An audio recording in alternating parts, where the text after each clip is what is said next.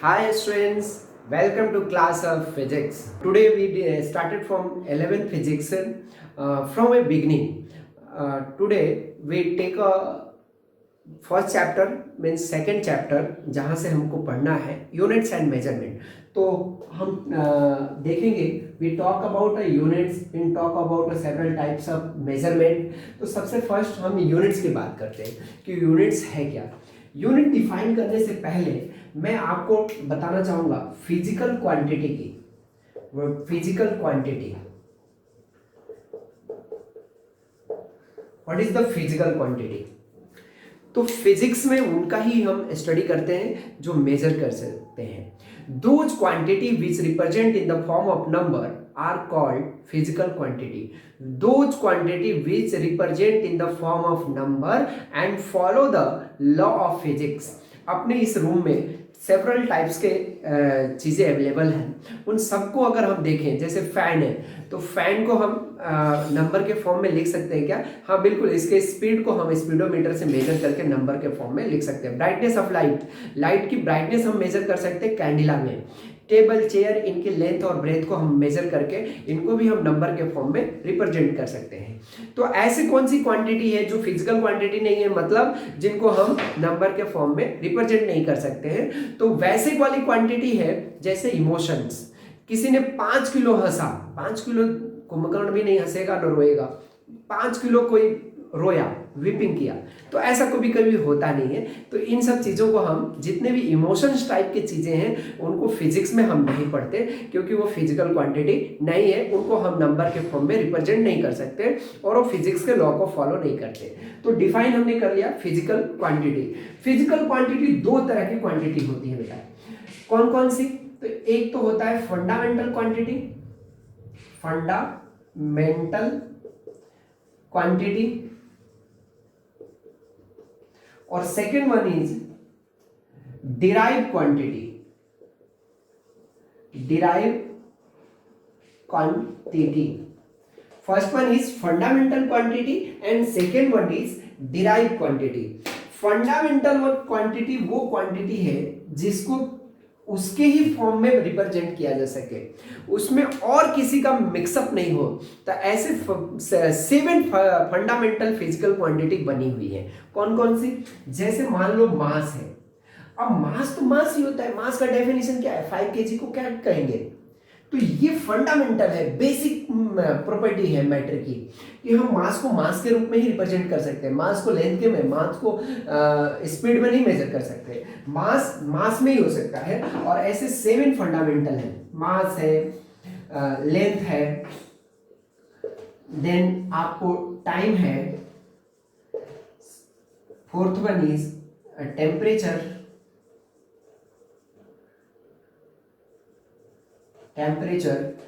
fifth one is electricity. Electricity मतलब current. Sixth one is illuminance of light. Illuminance of light. And 7 is amount of substance. Amount of substance. ये सारे के सारे आपको fundamental quantity होते हैं. अब डिराइव्ड क्वांटिटी कौन सी होगी? तो डिराइव्ड क्वांटिटी वो सारी क्वांटिटी जिनको मिक्सअप करना पड़ता है. जैसे मान लीजिए स्पीड है, स्पीड है, फोर्स है, स्पीड है, वर्क है, एनर्जी है, एरिया है, वॉल्यूम है. ये सारे वो फिजिकल क्वांटिटी है. जैसे वॉल्यूम है, अब वॉल्यूम में देखो length into breadth into height.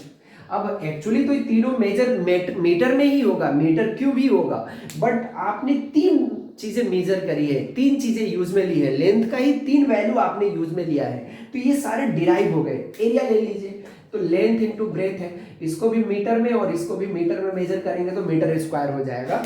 But आपने 2 क्वांटिटी यूज में लिया ना, तो जो दो सेम हो या 2 डिफरेंट हो या मिक्सअप करना पड़े एक तरह से, तो by mixing those quantity which represent is called derived quantity, और those quantity represent on self, वो खुद में ही सेल्फ रिप्रेजेंटेशन देती हैं, उनको हम कहते हैं फंडामेंटल क्वांटिटी और ये डिराइव क्वांटिटी। जब फिजिक्स में डिराइव क्वांटिटी और फंडामेंटल क्वांटिटी बन गया, उसके बाद बात आई यूनिट्स की। वो यूनिट्स क्या है? तो एक स्टैंडर्ड मेजरमेंट टेक्निक है जो वैलिड है या एक्सेप्टेबल है इंटरनेशनली। अगर मैं यहाँ जयपुर में उस टेक्निक को यूज में ले रहा हूँ तो अमेरिका में भी वही टेक्निक यूज में आ रही है। तो वैसे एक स्टैंडर्ड टेक्निक जो डिफाइन हुई उसको हमने स्टैंडर्ड यूनिट्स बनाए। और यूनिट्स का मतलब क्या है? स्टैंडर्ड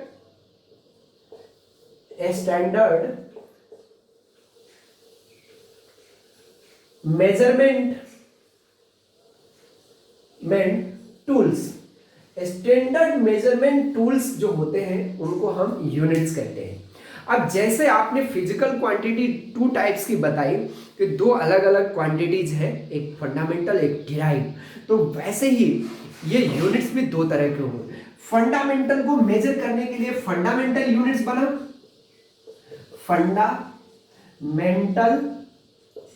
यूनिट्स बना, और डिराइव मेजर करने के लिए डिराइव यूनिट बना, डिराइव यूनिट्स बन गया।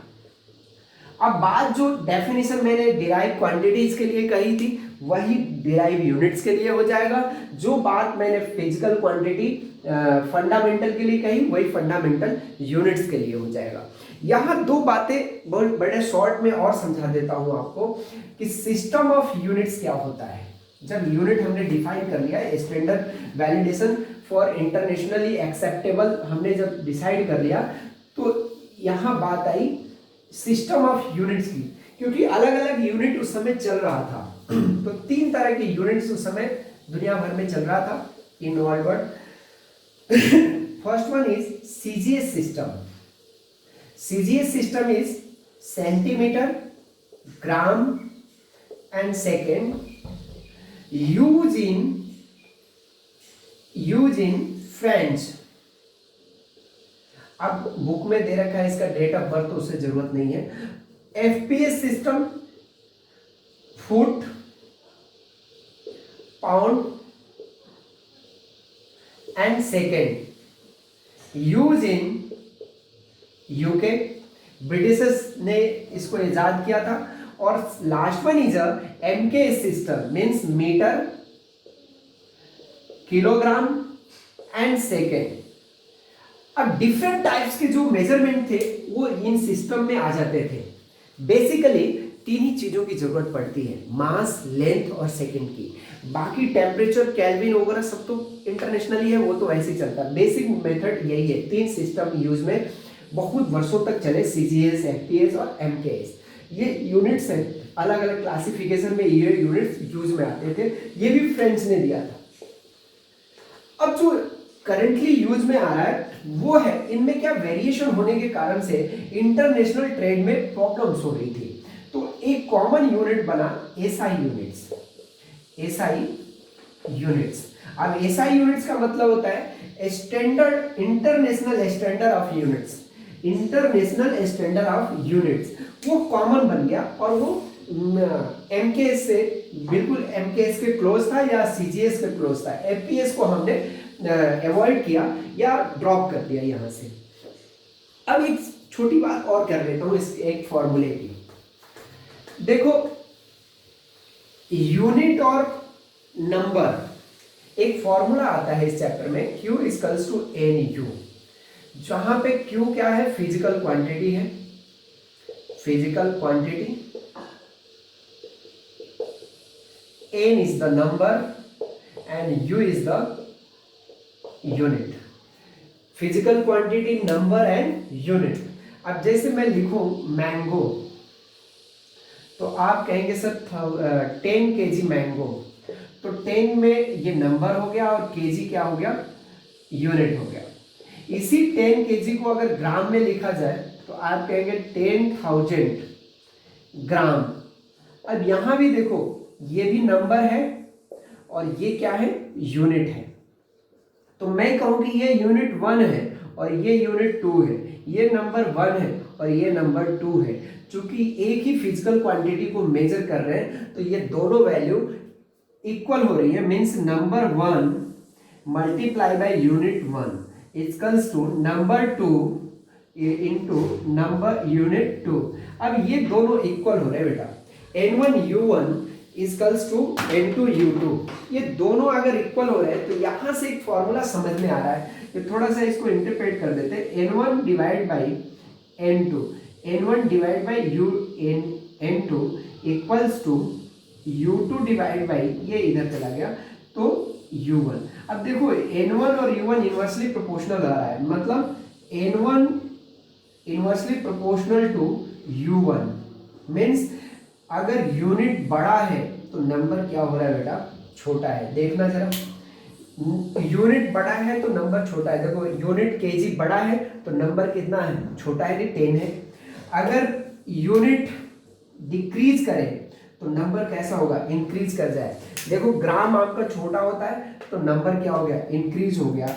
मीन्स इस फॉर्मूले से ये समझ में आया, जरा इसको इधर ले लो तो n1u1 या ये हटा दो इक्वल्स टू या डायरेक्टली प्रोपोर्शनल टू 1 और प्रोपोर्शनल हटा के कांस्टेंट हमने लगा दिया तो यहाँ हो गया k, और इसको हमने एक फॉर्मूले में कह दिया कांस्टेंट।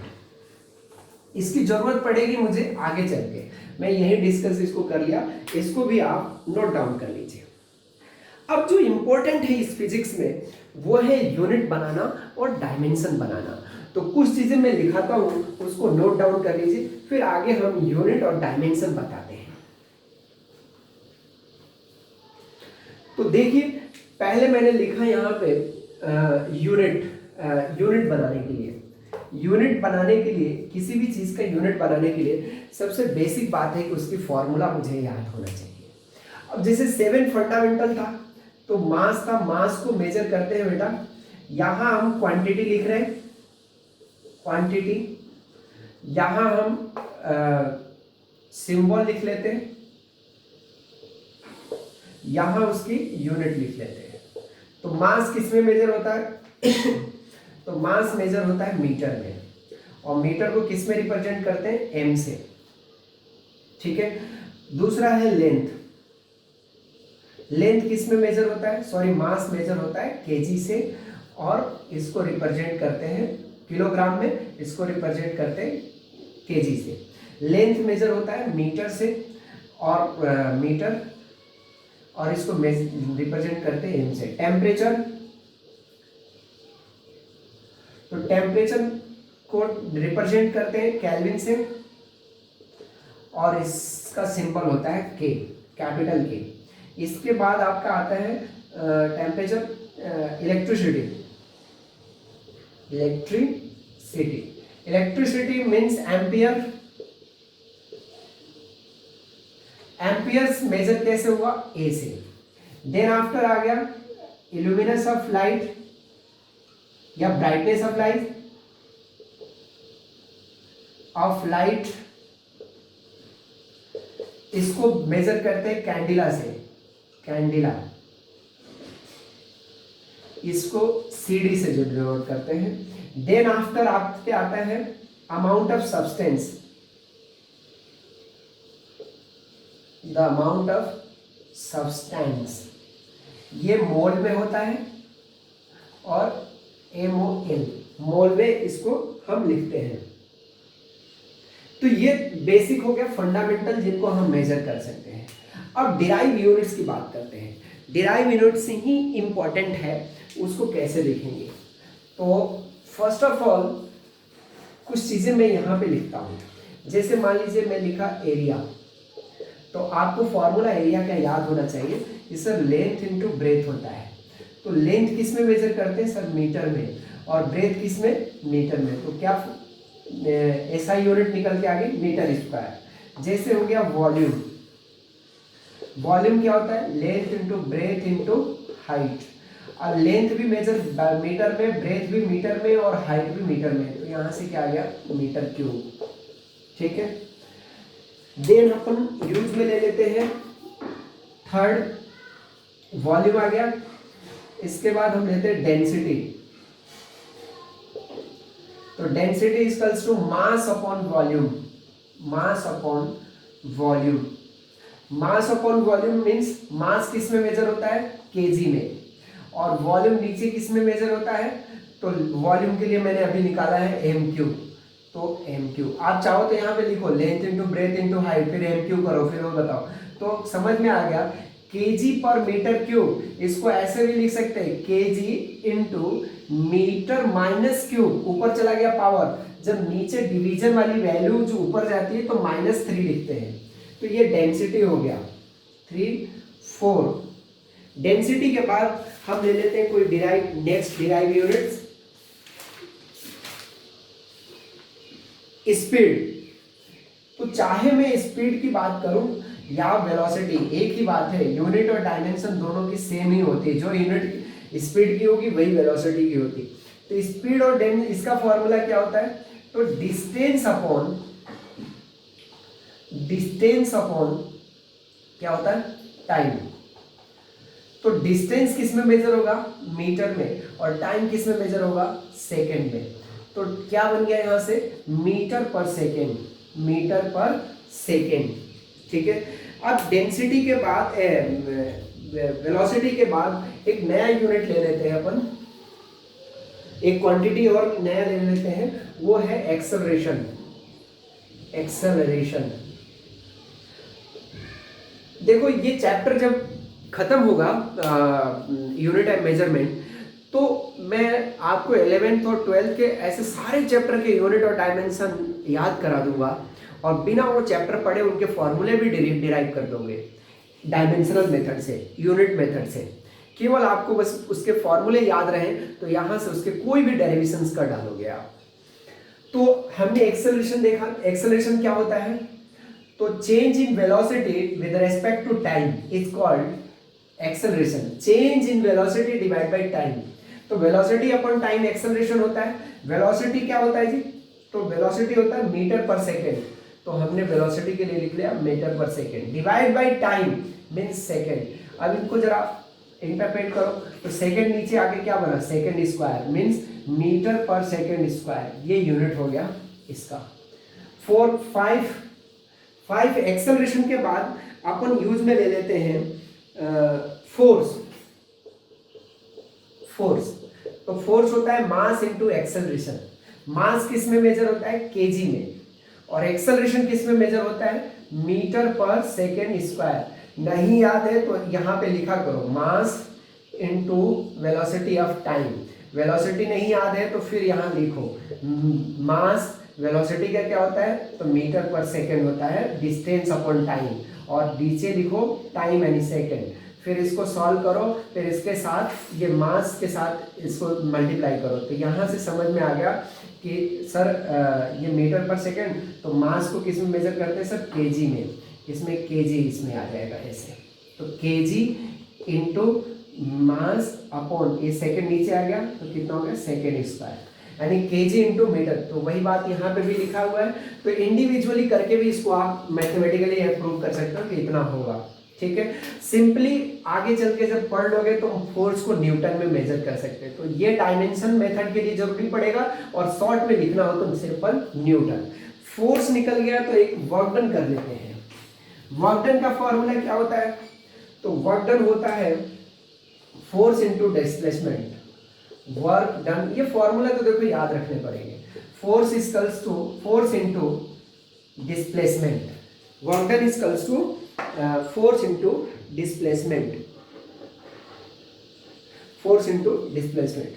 फोर्स की कितनी होती है डायमेंशन, तो फोर्स की डायमेंशन होती है केजी, ये रहा, अभी सामने है तो नहीं तो अलग से करके देखता, मीटर पर सेकेंड स्क्वायर इंटू डिस्प्लेसमेंट है, डिस्प्लेसमेंट किस में मेजर होगा, मीटर में, क्योंकि लेंथ का मामला है, तो KG into metre square upon second square, ठीक है। तो इस तरह से वर्क डन निकल आया। अब चलिए एक फॉर्मूला मैं आपको और करा देता हूँ पावर की। तो पावर क्या होता है, 10th क्लास में आपने पावर पढ़ रखा है। पावर होता है work done upon time, 7 power, power equals to work done upon time. तो वर्क डन का फॉर्मूला कितना हुआ, KG metre square upon second square, और इसके डिवीजन में क्या है, टाइम है यानी सेकेंड। तो देखो कितना हो गया, KG metre square upon second का क्यूब, और शॉर्ट में इसको क्या बोलते हैं, वॉट। पावर किसमें मेजर होता है, वॉट में, या फिर इसको कहते हैं जूल पर सेकेंड में भी मेजर हो सकता है। क्यों, क्योंकि वर्क डन किसमें मेजर होता है, जूल में, तो जूल पर सेकेंड भी बोल सकते हैं इसको जूल पर सेकेंड में भी मेजर हो सकता है। तो ये सारे डिफरेंट टाइप्स के आपको मैं आज यूनिट्स बता दिया। अब इसमें जो वेरी इंपॉर्टेंट टॉपिक है वो यूनिट के साथ इसका डायमेंशन लिखना। तो मैं आज केवल डायमेंशन को डिफाइन करके इस लेक्चर को यहाँ एंड करता हूँ कि डायमेंशन क्या है। तो जैसे जिस रूम में हम बैठे हैं, इसकी अगर डायमेंशन आपको दूर से बता दी जाए तो आप उसका इमेजिन कर सकते हो कि रूम ऐसा रहा होगा। जैसे लेंथ बता दो, हाइट बता दो, ब्रेथ बता दो और इसकी हाइट बता दो, तो इस रूम का डिजाइन हमारे आर्किटेक्ट हो जाएगा दिमाग में। वैसे फिजिकल क्वांटिटी की डायमेंशन होती है, उनको रिप्रेजेंट करते हैं कि लेंथ कितनी है, मास यानी मास कितना है उसका केजी में, और फिर टाइम कितना है। तो MLT मास को मेजर हम करते हैं, शॉर्ट में मास को मेजर करते हैं एम से, कैपिटल एम से, डायमेंशन के फॉर्म में। लेंथ को मेजर करेंगे कैपिटल L से, और टाइम को मेजर करेंगे कैपिटल T से। ये 3 यूनिट बहुत ज्यादा जरूरी होता है डायमेंशन लिखने में। इसके ऊपर और सारी बातें नेक्स्ट क्लास में। Thank you.